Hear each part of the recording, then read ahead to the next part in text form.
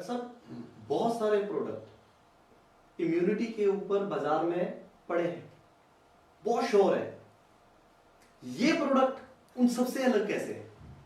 हाँ, ये देखिए, यही तीसरी तरह का रिसर्च का विषय है। यहीं पर ही हम कह रहे हैं कि हमने एक छुपा हुआ ज्ञान को उजागर कर रहे हैं। ठीक है, वो क्या ज्ञान था, निर्विसंधाप्य का ज्ञान था, वो डॉक्टर साहब बता चुके हैं।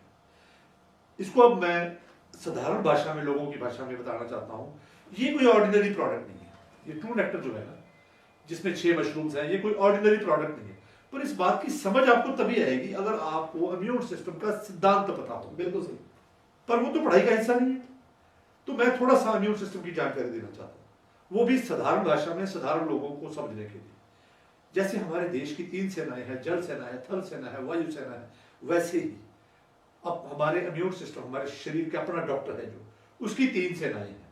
पहली सेना का काम होता है कुछ भी एबनॉर्मेलिटी जो बीमारी पैदा कर सकती है, वो शरीर में अगर दाखिल होती है तो उसकी पहचान करना।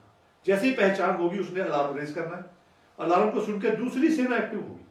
उसका काम है जो भी एबनॉर्मेलिटी है उसको घेरा डाल देना, और घेरा डालकर उसको डैमेज करने से रोकना, उसको फैलने से रोकना।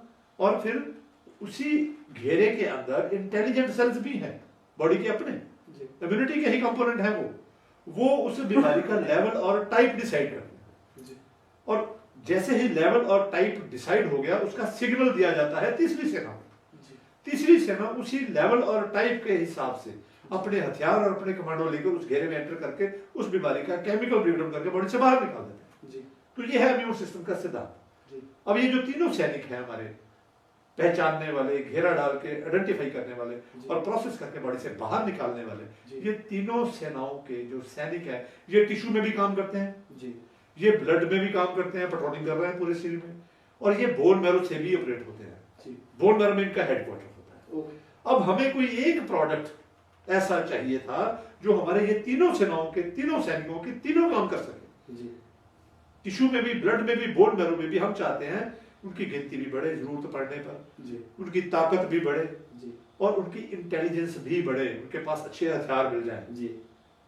तो हम ये दावे के साथ, और यही हमारी ट्रू ग्रोसी की रिसर्च का विषय है कि ये दुनिया में अगर कोई एक प्रोडक्ट ये काम कर सकता है, सारे के सारे कॉम्प्रिहेंसिव पैकेज हमें इस प्रोडक्ट से मिलता है।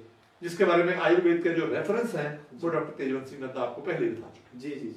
तो यहाँ पर ये एक ब्रिज बन गया एलोपैथी में और मॉडर्न मेडिसिन में और आयुर्वेद में।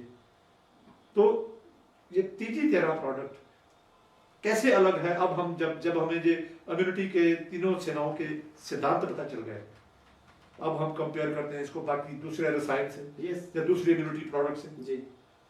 वो प्रोडक्ट भी सही है, इम्यूनिटी पे काम करते हैं, पर उनका काम इम्यून सिस्टम के किसी एक कंपोनेंट पर, किसी एक आध सैनिक पर, किसी एक आध जगह कोई एक आध काम करते हैं। इसीलिए डॉक्टर साहब ने उनको डिजीज स्पेसिफिक रसायन बोला था। तो ये तो बॉडी स्पेसिफिक रसायन हो गया ना। तो अगर हम बॉडी स्पेसिफिक रसायन यूज करते हैं, साथ में जरूरत पड़ने पर डिजीज स्पेसिफिक रसायन इस्तेमाल करके हम निरोगी जीवन जीने के काबिल बन सकते हैं।